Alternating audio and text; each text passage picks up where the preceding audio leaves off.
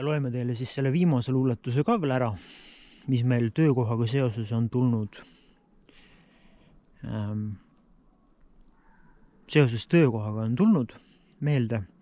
Seda me lugesime eelmine aasta jõulupeol ka ja tundub, et rahvale meeldis, sest et nad ei teadnud, et ma sätin riime.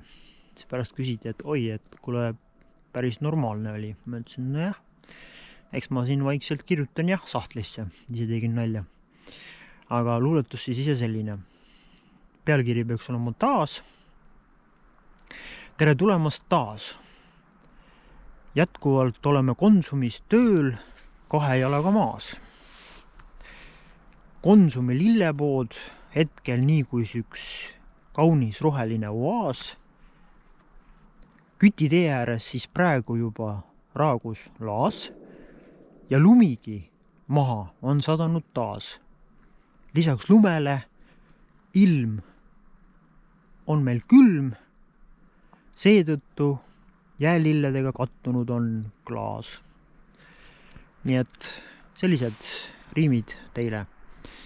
Et kui me siin kodupoole jõuame, siis me paneme teile need riimid ka kõik ülesse. Aga seniks stay tuned ja over and out.